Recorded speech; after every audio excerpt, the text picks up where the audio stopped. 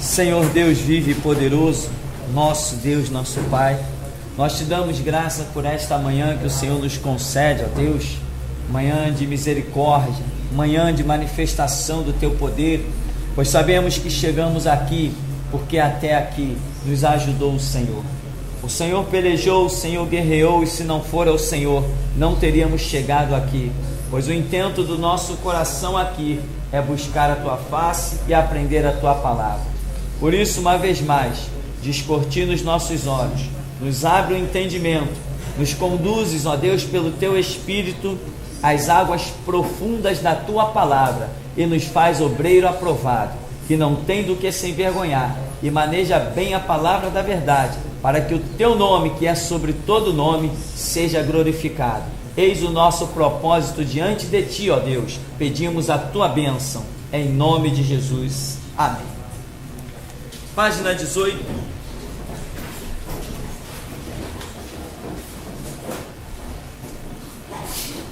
Nós temos uma continuidade do tema crescimento espiritual. Vimos que o nosso corpo tem uma necessidade de crescer, mas o nosso espírito, embora não cresça em estatura, também tem uma necessidade de crescimento. Nosso espírito não cresce em estatura, pelo menos não conseguimos achar base bíblica para declarar isso, né? O nosso espírito, quando a gente nasce, ele é pequenininho, depois ele vai crescendo, vai esticando. Não temos margem para entrar nesses pensamentos, mas o nosso corpo, visivelmente, vemos o desenvolvimento. Porém, em que consiste o crescimento espiritual? A Bíblia diz, nós entendemos claramente, que o nosso espírito, ele é um depósito do Espírito Santo. Ali no nosso espírito, inclusive Hebreus 4:12, né, diz o que mesmo? A palavra é viva e eficaz, mais penetrante que espada afiada de 2 gumes, penetra a divisão da alma e do espírito, juntas e medulas, é apta para discernir os pensamentos e as intenções dos corações. Então, a palavra de Deus, ela se aloja tanto na nossa alma quanto no nosso espírito. A nossa alma é um depósito que está girando em torno da nossa mente. É aquilo que você normalmente pensa, aquilo que você diz assim, não, peraí que eu vou lembrar, e me falaram, é coisa que está no seu sentimento, coisa que está na sua alma, coisa que está na sua mente. Alguns chamam de consciente, né? A ciência chama de consciente. Mas tem aquilo que é depositado no seu espírito, ou eu até diria, está no seu inconsciente. O que está no seu espírito, você não tem acesso. Só o Espírito Santo tem acesso. Então a palavra de Deus, você tanto pode decorá-la na sua mente, quanto você pode receber uma revelação de Deus em que ela fique lá dentro do seu espírito. Isso é uma espada afiada de 2 gumes, porque Efésios 6,17 diz, embraçando, lembra da armadura de Deus? Fala que a espada do Espírito, com letra maiúscula, que é o Espírito Santo, a espada do Espírito é a palavra de Deus. Muitas vezes, quantos são os casos de testemunhos, eu tive as minhas experiências, certamente muitos aqui já tiveram as suas experiências, de se deparar com certas situações e a pessoa em pleno choque, muitas vezes, de repente, praticamente que ouve alguém sussurrar uma expressão bíblica. Aquilo ali é o Espírito Santo arrancando do espírito da pessoa que ficou lá depositado e trazendo aos seus lábios para que ela proclame aquilo como uma espada que é a palavra de Deus. Então, o nosso espírito é um depósito. Vou colocar até aqui, depósito. aonde a palavra de Deus fica armazenada, e só o Espírito Santo, nos momentos especiais, vamos assim dizer, fará com que aquilo jorre. Como Jesus disse, aquele que crê em mim, segundo a Escritura, rios de águas vivas fluirão do seu interior.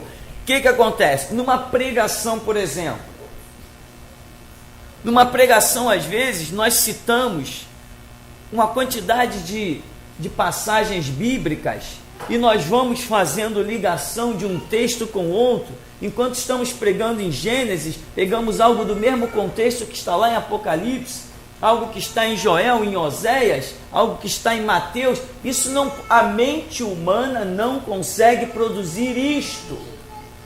Não é possível. Mente humana não produz isso. Isso é obra do Espírito Santo. Como que ele está fazendo? Ele está pegando tudo aquilo que foi armazenado ao longo dos anos que nós lemos. Às vezes eu estou pregando e eu falo de coisas quando eu tinha 12 anos de idade. Coisas que eu já não lembrava há anos, não lembrava daquelas coisas, mas estavam lá armazenadas dentro do meu espírito, de alguma maneira, pelo Espírito Santo. Então nós lembramos em um momento específico, e aquilo se forma uma espada do Espírito Santo contra tantas situações que existem pela frente. Então, o seu crescimento espiritual, ele se dá pela alimentação existente no seu espírito. Qual a única fonte de alimentação que nós temos para o nosso espírito? Bíblia, a palavra de Deus. Muita gente já conheceu literaturas, filosofias, ideologias e evolucionismo e tantas ciências, mas continuaram mortos. A única fonte de crescimento espiritual que nós temos é a Bíblia. Antes de conhecer a Bíblia, o que você fazia da vida? Muitas coisas você fazia que não tinha fruto. Você estava em condenação e nem se dava conta. Você invocava os espíritos dos mortos e achava que estava tudo bem. Porque o seu espírito estava morto também. A Bíblia diz que nós estávamos mortos nos nossos delitos e pecados, mas Ele nos vivificou com a sua palavra. Então, quando você tomou conhecimento da Escritura, você como que ressuscitou. Esse conhecimento começou a te dar um crescimento espiritual e você já não invocava mais o espírito dos mortos. Já começou a entender um monte de coisa. Isto é crescimento espiritual que vem exclusivamente pelo conhecimento da Escritura. Por isso que Oséias 4,6 diz: o meu povo está sendo destruído por falta de conhecimento. Pode até ter título de povo de Deus, mas se não tem conhecimento, será destruído. Ah, eu vou na igreja todo dia. Tá bom, tem igrejas por aí que até o diabo vai todo dia, né? Tem igrejas por aí que até o diabo entra todo dia lá, senta, bate palma, até no púlpito tem diabo pregando. Então, é conhecimento, né? Conhecimento, e Tiago diz: não vos torneis tão somente ouvintes, mas praticantes, né? Muita gente tem o conhecimento, mas não pratica. A Bíblia diz que, tu crês que há um só Deus? Fazes bem, até os demônios creem e estremecem. E daí? Nem por isso servem a Deus. Então você tem que conhecer e praticar. Então, o conhecimento ele fica alojado no seu espírito. Isso é o seu crescimento espiritual. Isto é o que vai te preparar, te gabaritar, te capacitar para a grande guerra espiritual que nós temos. Guerra esta que se trava somente em palavras. Onde é o campo de batalha desta guerra? A mente. Pode ter certeza que o diabo está falando de um lado e o Espírito Santo está falando de outro. A quem você der ouvidos, isso vai traçar o seu destino. Amém? O Espírito Santo procura te convencer do pecado, justiça e juízo, determinados na Bíblia. O diabo vem dizer assim: nada disso. O diabo perverte totalmente as coisas. Então, o que é o crescimento espiritual? É a quantidade de palavra de Deus existente na sua vida. Paulo diz que cada um anda segundo a fé que alcançou. Mas a fé vem por ouvir. E ouvir pela palavra de Deus. Então, quanto mais conhecimento da palavra você tem, maior a sua oportunidade, a sua chance de ter uma maior fé. Deus faz acepção de pessoas? Não. Então ele chama todo mundo para a mesma obra? Também não. Se ele reparte a cada um segundo a sua capacidade, isso significa que alguma acepção ele faz, não de pessoa, mas de fé e conhecimento. Todos podem ser pregadores? Não, muitos estão querendo ser pregadores, né? Aí é o caos que a gente vê, os verdadeiros assassinos da teologia. Camarada não diz coisa com coisa, e o povo, glória, aleluia. Fazer o quê? O povo perece por falta de conhecimento. Mas o império do mal está sendo abalado terrivelmente, glorificado seja o nome do Senhor. Então, seu crescimento espiritual depende da sua leitura bíblica, depende das suas orações. Mas pastor, eu não tenho tempo para ler a Bíblia. Eu sei, meu irmão, é por isso que Deus já falou que também não tem tempo para você, né? É sempre a mesma história. Não, pastor, mas se você tivesse a minha vida, você ia me entender. Mas tá bom, se você já tivesse passado pela minha também, você ia me entender. As pessoas acham que eu nasci atrás do púlpito, né? Irmão, quer vida com Deus? Tem que ler Bíblia. Ah, mas eu não tenho tempo. Então esquece, deixa a igreja para quem tem tempo. Amém? Essa é a visão do ministério. Você tem que ler Bíblia, senão amanhã aqui eu te dou uma rosa ungida e você vai todo feliz para casa, para o seu túmulo. Não conhece Bíblia, né? Eu crio aqui o manto sagrado, ponho aqui uma estola sacerdotal, você vai sair do seu lugar e vai vir aqui adorar. Não conhece Bíblia? Fala, irmão. Agora, a igreja da graça agora, eu estava reverendo, eu estava agora uma medalha. Aham. Sim, não tem uma multidão lá? Pergunta essa multidão o que está escrito em João 3,16. Não sabe, pergunta qualquer coisa da Bíblia, eles vão te dizer até que nem Bíblia não tem. Então está lá um filho do diabo, um servo de Satanás, na tão conhecida igreja da desgraça, como eu chamo, né? Dando lá a medalha ungida, outros dão a rosa ungida. Isso na Bíblia se chama o quê? Idolatria. E os idólatras não herdarão o reino de Deus. É a Bíblia que diz, está dito, eu aposto a vida, acabou a história.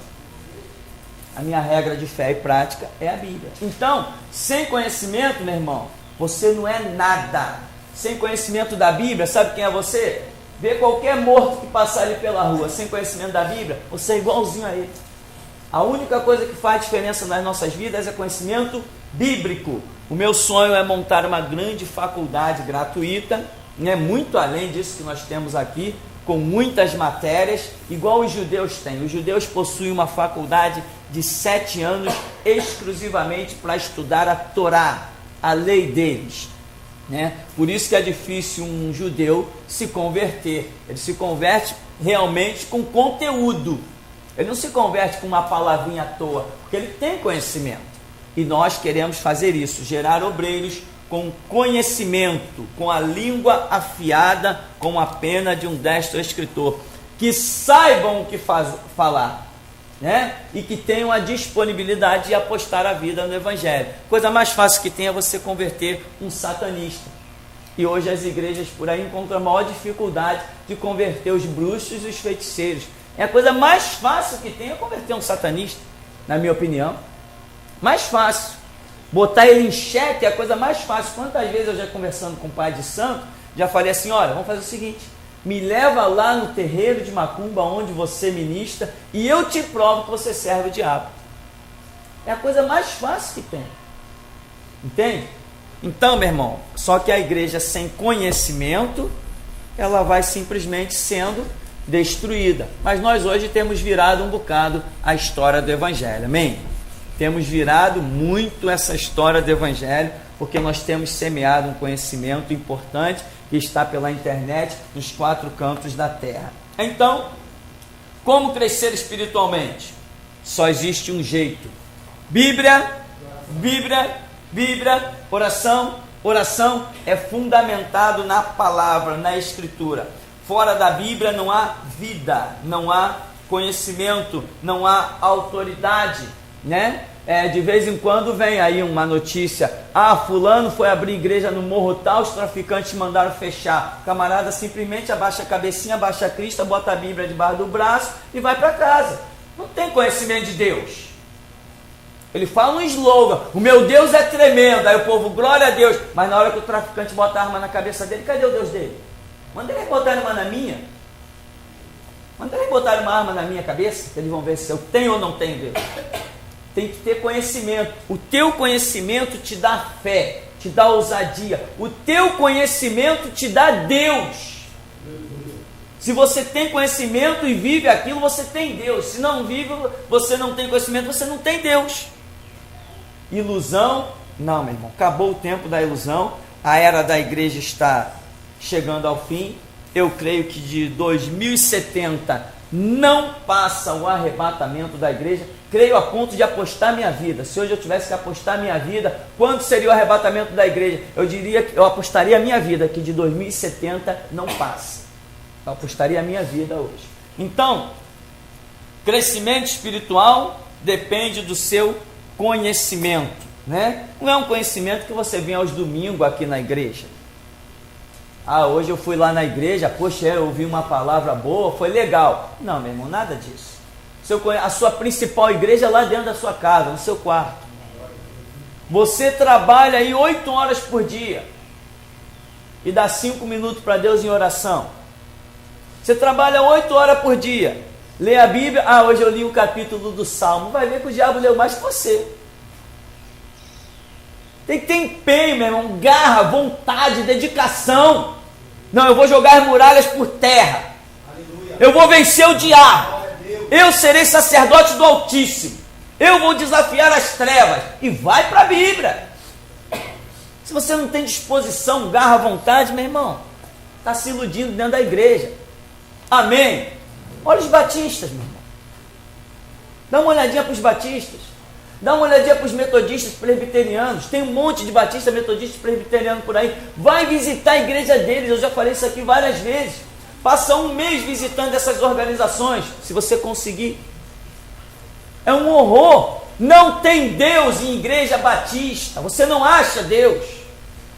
Não acha. Então, por quê? Mas eles têm Bíblia na mão? Tem. Fazem orações? Fazem. Tem lá na frente um camarada que diz que é pastor e está pregando? Tem. Mas Deus não tem.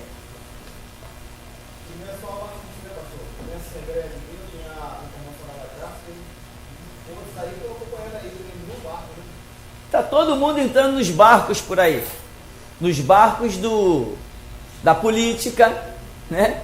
Os barcos de uma vez salvo, salvo para sempre. No barco, não, eu já aceitei Jesus. Tá bem, vai ver que o diabo também já aceitou por aí, né? E daí aceitar Jesus é viver a cada dia Jesus. Aceitar Jesus é todo dia você está disposto. Quando você põe o pé, que acordou, você diz assim: hoje eu quero morrer por Cristo. Isso é aceitar Jesus. No dia seguinte você acorda e diz assim: hoje eu quero morrer por Cristo de novo. O que Paulo diz? Por amor a Cristo, somos entregues à morte todo dia. Quer ser crente? Mata um leão por dia. Aí você é crente. Isso é quer ser crente. O cristianismo social, barato, sem sentido, que estão vendendo por aí, esse Cristo aí, distribuído por aí, não é o nosso. O Cristo da Bíblia é sangue, suor e lágrima, é empenho, dedicação. Quer crescimento espiritual? Paga o preço. Está lá escrito na parábola das 10 virgens. Ide e comprai. Comprar significa pagar um preço. Quer azeite transbordante? Paga o preço. Crescimento espiritual é Bíblia. E sem Bíblia não há Deus. Sem Bíblia não há Deus. E outra coisa, não é uma organização que tem uma Bíblia lá em cima do púlpito. A Bíblia como livro não funciona. A Bíblia que funciona é ela sendo usada como palavra de Deus, regra de fé e prática, né? Muita gente já disse assim para mim: não, mas lá na Universal o pastor também lê um versículo da Bíblia. Eu digo assim: o diabo deve estar lendo livros inteiros. que tentou Jesus lá no deserto, citou a Bíblia. Nem por isso se converteu. O diabo citou o Salmo 91 para Jesus. Fez 3 menções da Escritura para Jesus. Não foi? Nem por isso se converteu. Na Universal é exatamente assim. Os pastores da Universal têm Bíblia na mão, mas servem a Satanás. Eu estou dizendo isso, doem quem doer, e Edir Macedo tem pacto com o diabo. Acabou a história. E se lá tem Deus, eu estou desafiando amanhã eu não estar de pé. Porque o conhecimento que eu tenho da Bíblia me pauta para declarar isso. Doa em quem doer. Então, meu irmão, crescimento espiritual não é brincadeira. Você não vai conseguir um crescimento espiritual trabalhando 8 horas no secular e dedicando para a Bíblia 5, 10 minutos. Está brincando com Deus. Quer crescimento espiritual? Tem que comer Bíblia. Tem aqui um detalhe, observação: impedimento ao crescimento espiritual. Diz assim: muitos têm tido suas vidas atrofiadas por não entenderem os degraus que Deus lhes apresenta. A submissão ministerial é fator de extrema importância para o crescimento espiritual. Quando Deus te envia a uma igreja, não é para dizer o que está certo ou errado, mas somente cumprir o teu tempo, teu degrau naquele ministério e ter total submissão. Se fores aprovado, passarás a outro degrau, outro nível. Caso contrário, sua vida espiritual estacionará. Por exemplo, se você é um pastor auxiliar ou até vice-presidente, isto não te permite nenhuma autoridade. Estas ainda são posições que te exigem submissão. O que o pastor presidente determinar deve ser cumprido. Quem discordar deve se retirar. Porém, não esqueça de consultar o Senhor, pois mesmo discordando, Deus pode ter algo a tratar contigo naquele ministério. Exemplo, nós temos aí José, Daniel, e foi exatamente isso. Eles eram submissos, não eram? Mas serviam um Deus soberano. Deus manifestou toda a glória que tinha para manifestar na vida de José e na vida de Daniel. Mas José era o dono do Egito? Não. Daniel era o dono de Babilônia? Não. Quem mandava em Babilônia? Nabucodonosor. Quem mandava no Egito? Faraó.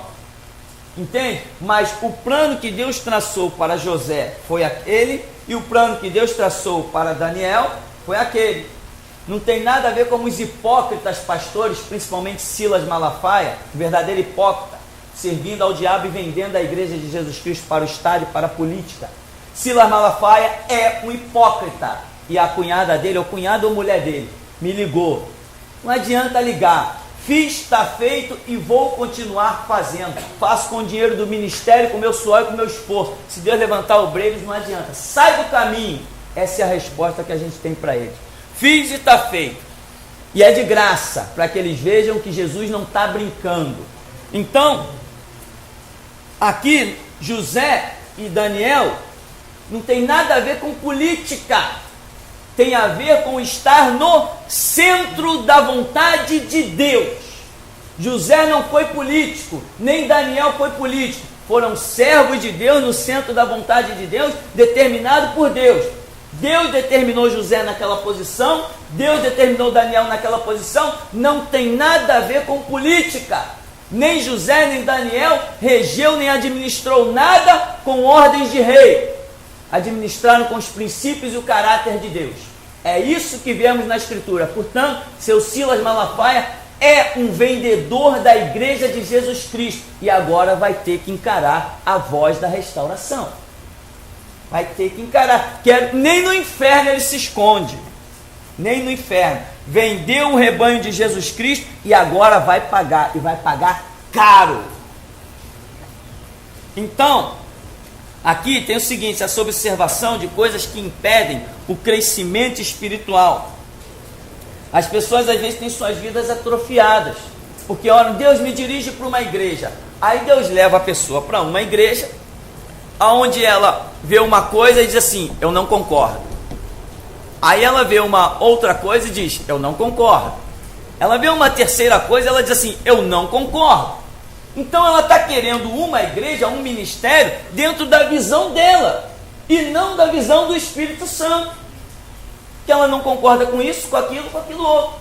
Certa vez Deus me mandou congregar 5 anos num lugar, onde eu cheguei lá, e o pastor tinha uma doutrina de roupa ridícula. Doutrina de roupa para o evangelho é a coisa mais ridícula que existe. Jesus nunca se prendeu a isso. O evangelho não tem doutrina nem do que se come ou bebe, nem de roupa. O evangelho não tem nada disso. E lá tinha. Quando eu cheguei e vi o pastor com aquelas doutrinas de roupa toda, eu fui orar. Falei, poxa, Senhor, é aqui mesmo que o Senhor me quer? E o Espírito de Deus falou comigo, é aí mesmo que eu te quero. E esse aí mesmo que eu te quero, foram 5 anos de benditos e abençoados bancos. 5 anos. E hoje, eu creio, tudo que eu sou ministerialmente, eu devo àqueles 5 benditos anos. Mas tem pessoas que se dizem crentes, mas não oram. São crentes que tomam decisão e não que fazem oração. Eu não concordo, eu vou embora. Vai para onde? Se Deus queria era lá. Para onde que eu ia? Se Deus me queria era lá. Não ia adiantar eu dizer não concordo, não interessa, o Espírito Santo não pediu a minha opinião. Ele disse, senta aí no banco e fica aí. Ele não perguntou se eu concordava. Ele não disse que ele ia me levar para uma igreja onde eu concordasse com isso, ou aquilo outro. Eu orei, eu era membro de uma igreja batista tradicional, eu estava dentro da igreja, eu vi o pastor pregando, eu vi aquele povo, eu falei, meu Deus, cadê o Deus da Bíblia?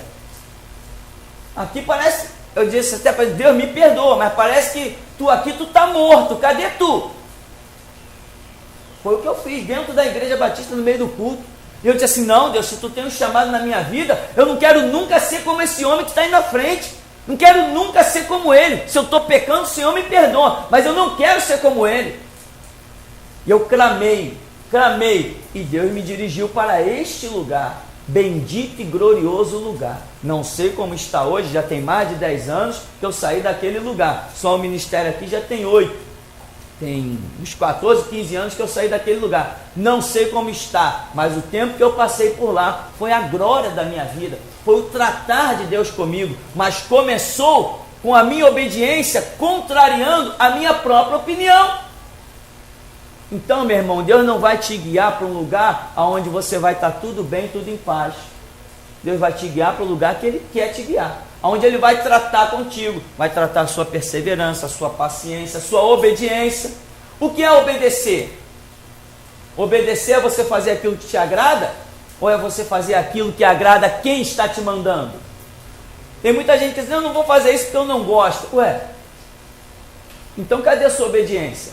A sua obediência, ela só pode ser medida quando você faz aquilo que não te agrada. Se você é mandado a fazer aquilo que te agrada, não pode ser avaliada a sua obediência. Mas se você faz o que não te agrada, aí Jesus vai dizer assim, Abraão, eu quero um sacrifício. Ah é, Senhor, tá bom, vou pegar o novilho. Não, Abraão, o novilho é o teu filho. Agradou Abraão? Então, Abraão foi obediente. Como é que Deus chama Abraão? O amigo de Deus. Por que a nação de Israel existe hoje? Por causa de uma promessa feita a Abraão. Só por isso. Por quê? Abraão, eu bem sei que tu me temes. Não faça mal nenhum ao menino. Amém? Mas quantos teriam essa atitude? Não é Deus falando comigo não, mandando sacrificar o meu filho. A sua obediência é medida quando você é chamado a fazer aquilo que não te agrada. É aí que a sua obediência é medida. Muitas vezes Deus está colocando a gente, a nossa vida espiritual crescer, e aí está vindo desse lado.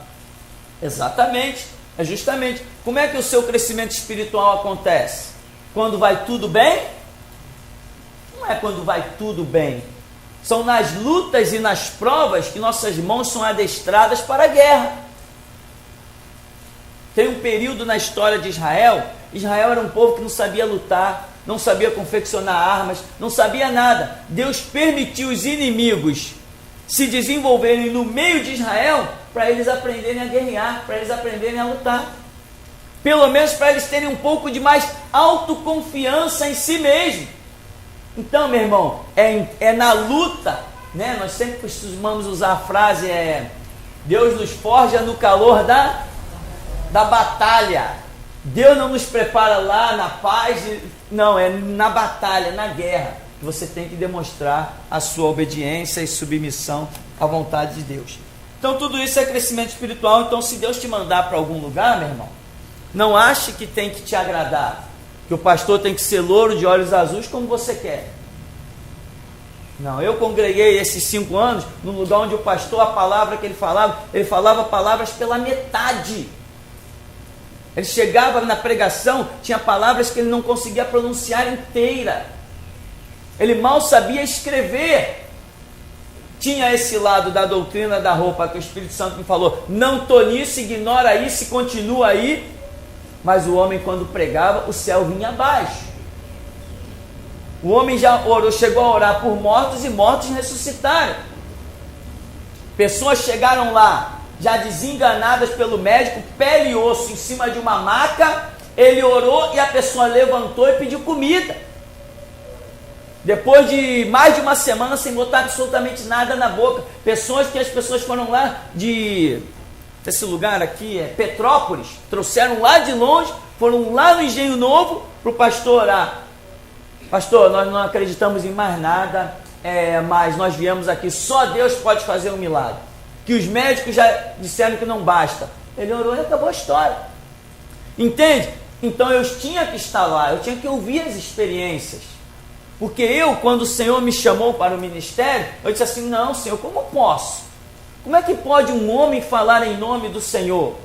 Eu me achei o mais indigno, mais pós-cinza. Naquele ministério, eu aprendi que não seria eu, mas Deus através de mim. Entende? Foi lá que eu aprendi isso. Então foram 5 benditos anos. Então, meu irmão, quer que Deus dirija a sua vida? Tem espinho pela frente, tem pedra pela frente, tem dificuldade pela frente, tem um monte de coisa pela frente. Eu passei um bocado de dificuldade, nós já temos registrado isso em outros episódios. Então, Deus não te chama para fazer o que te agrada, Ele te chama para fazer o que agrada a Ele. Se você conseguir ser servo, você vai ver a glória de Deus. Aqui eu coloquei um detalhe que não tem nada a ver com a nossa forma de administração ou com a nossa igreja. Coloquei aqui sobre a questão de presidente, vice-presidente de igreja. Meu irmão, a organização da igreja, ela é uma fachada. A organização da igreja, ela é falsa. Que organização é essa que eu estou falando? Presidente, vice-presidente, tesoureiro, primeira secretária, segunda secretária, isso não existe. O Estado exige isso, já que eles querem ser enganados, a gente monta isso e manda para eles, depois joga na gaveta. A igreja não é regida por Constituição, a igreja é regida por Bíblia, a palavra de Deus. A direção da igreja não é o que o Estado diz, a lei que os idiotas chamados governadores e prefeitos fazem. A lei da igreja é Bíblia e a direção é do Espírito Santo.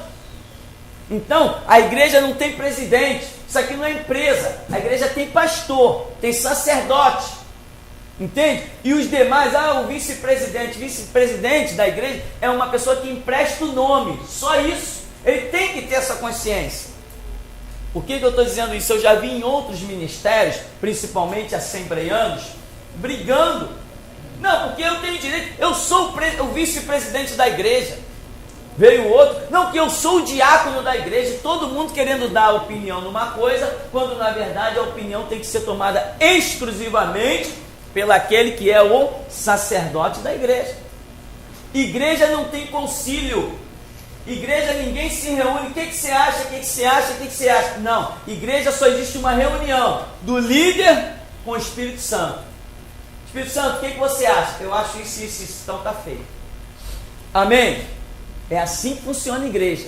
Tem que ter liderança. A Maranata, né? A Maranata existe a reunião do presbitério na Maranata.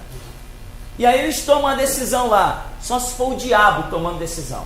Na Igreja Batista existe um negócio chamado sessão de negócios. Quem já foi batista aí sabe, né? Sessão de negócios. Aí um traz uma proposta e a igreja vota, só se for aprovado pelo diabo. A Bíblia não mostra que o povo de Deus é levado por concílio, por reunião de presbitério, nem por esse negócio dos batistas. Como é que é? Falei agora? Sessão de negócios. Não. Na escritura nós entendemos o seguinte: Moisés, vai e faz. Josué, vai e faz. Daniel, vai e faz. José, vai e faz. Pedro, vai e faz. É isso que eu entendo. Amém? Liderança levantada por Deus é única, porque a Bíblia diz que aonde tem mais de uma cabeça, aí tem divisão. É isso que a Bíblia diz. Aonde tem mais de uma cabeça, tem divisão. Deus nunca levantou duas cabeças para dirigir o seu povo. Amém? Levantou Josué, quando? Quando Moisés já havia sido arrebatado. Levantou Gideão, foi só ele, não tinha mais ninguém. Levantou Baraque, não tinha outro. Deus sempre tratou com um único líder. Então, às vezes as pessoas não entendem isso e o seu crescimento espiritual fica completamente atrofiado, emperra, não vai adiante mais, acabou. Porque, eu sou o vice-presidente, e daí? Então vai lá para o Congresso Nacional. Essas exigências que o Estado faz, meu irmão, isso é para a gente passar por cima, não é para se submeter a elas. Entende? A igreja tem que ter um CNPJ, tá bem, para quê? Nós temos, para quê? O Estado exigiu o CNPJ, tá bom, nós tiramos o CNPJ, temos tudo bonitinho, toda a documentação, isso serve para quê? Eu conheço Deus muito antes de ter um CNPJ. Quando nós começamos o ministério aqui, a igreja só foi ser registrada 2 anos depois. Nesses 2 anos antes do registro, eu vi Deus curar câncer e trocar coração nesse lugar. Meu Deus não está sujeito a um CNPJ, muito menos a qualquer lei que qualquer homem faça no Congresso. Meu Deus está sujeito à sua própria palavra. Então, esta é a visão terminante do ministério. É por esse propósito que eu estou disposto a morrer. Então, meu irmão, para a sua vida, a direção é Bíblia. É você entrar no seu quarto, fechar a porta, falar com o seu Deus e ver a direção que Ele tem para você. Muitas coisas hoje têm atrofiado a vida das pessoas. Os batistas, por exemplo, eles dizem assim: olha, nosso estatuto está todinho de acordo com a exigência das leis. E eles se acham os melhores cristãos. Para mim, eles são lixo. Eu nem sei o que está escrito no nosso estatuto. Nunca perdi tempo de ler e tenho mais o que fazer. O tempo que eu vou ler um estatuto que não vai me servir para nada, eu leio mais um capítulo da Bíblia, leio mais um livro da Bíblia, vou orar um pouco mais, vou estudar. Eu quero lá saber o que está no estatuto. Eu sei lá, eu joguei aquilo, ainda bem que tinha alguma gaveta vazia lá, eu joguei aquilo para lá. Não me interessa o que está no estatuto, eu não cumpro o estatuto. Aqui a gente cumpre Bíblia, somos crentes. Aqui somos igreja. Igreja só tem uma regra de fé e prática, ela se chama Bíblia, a palavra de Deus. Não foi o estatuto da igreja que pôs o pão na minha mesa, nem me deu autoridade sobre o diabo. Não foi o estatuto da igreja que me fez encarar os traficantes na Praça da Bandeira. Quem me faz encarar isso, quem me faz vencer é Bíblia. Eu não vou morrer por um estatuto. Aí os batistas dizem assim: nosso estatuto está todo reformulado de acordo com o novo Código Civil. Está bem, o meu também está. Como? Eu ligo lá para o departamento jurídico: tem coisa nova para fazer. Tem sim, faz aí. Você não quer vir assinar? Não, assina aí, qualquer coisa eu digo que eu assinei. Eu não tenho tempo de ir aí não, pode fazer. Sou crente, meu irmão. Eu sou crente.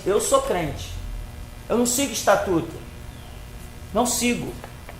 Tem um negócio aqui para dar um visto. Dá aí no meu lugar, pode dar. Faz um T, um H e um L. Depois eu digo que foi eu que fiz, se tiver algum problema.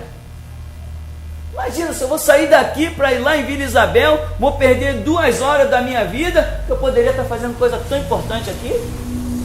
Não vou mesmo. Então, nós estamos, para os que gostam de ver, está tudo certinho. Mas eles nem ousem pensar que o que pregamos e fazemos aqui dentro é de acordo com o que está no estatuto. Nem ousem pensar. Somos crentes e não abrimos mão da regra que é a Bíblia. Aqui diz só para terminar esse detalhezinho, quero enfatizar que as atribuições, direitos e deveres constantes dos estatutos não são de nenhum valor. O estatuto vale da porta para fora, da porta da igreja para dentro. O que manda é Bíblia, né? Então coloquei isso aí com letras bem grandes para que se haja esse entendimento. Certa vez eu estava numa igreja batista, aí fizeram a sessão de negócios, oraram, vamos começar a sessão orando. Tá, não sei para que orar. Eu não sei para que orar, meu irmão. Quando a gente ora é porque a gente quer ouvir de Deus. Se vou pedir para as pessoas darem opinião, para que eu vou orar? Né? Tá, orou e tal. Olha, nós temos uma obra para realizar, temos que mexer naquela estrutura, vamos fazer uma escola assim, vamos fazer isso, vamos fazer aquilo e aquilo outro. Amém. Aí foi para a sessão de negócios. Todo mundo votou, a igreja aprovou unanimemente que aquela obra deveria ser feita, tinha o recurso, tinha orado, estava tudo pronto. No culto seguinte, vem o seminarista lá dizendo assim, e olha aqui, ó, eu estava lendo o estatuto, aquela obra que a gente disse que tem que fazer, não pode fazer não, porque o estatuto diz que a gente não pode mexer na estrutura do terreno, não pode mexer nas dimensões do terreno. Falei assim, ué, por que não joga o estatuto fora e vamos fazer a obra? Eu era novo na igreja, eu disse isso. Não, mas aí eu falei assim, ué, mas aqui está escrito, se houver na igreja 50% mais um, a gente consegue mudar o parágrafo do estatuto. Então vamos fazer uma sessão agora e vamos mudar isso e vamos fazer a obra. Enfim, não foi feita a obra porque o estatuto disse que não podia ser feita a obra. Então para que orou? Era a direção de Deus para fazer, mas o estatuto disse que não. Quem é que manda na igreja? É Deus ou é o Estado? Nem que a minha cabeça vá para a bandeja, mas o meu Deus não vai ser submisso ao Estado, de jeito nenhum. Então, isto é o que nós temos a declarar. O seu crescimento espiritual vai depender simplesmente de você se enquadrar na palavra e seguir a direção de Deus. Isto é crescimento espiritual. Se o que rege a sua vida são outras coisas, você está tendo outros crescimentos. Ah, você fez uma faculdade de matemática, tá bom. Você tem um belo conhecimento de matemática. Você fez uma faculdade de biologia, tudo jóia. Fez uma faculdade de direito, tá bem. Mas se você quer crescimento espiritual, só existe um caminho: Bíblia. Amém? Então nós vamos dar uma paradinha agora. Daqui a pouco a gente volta. Esse é o primeiro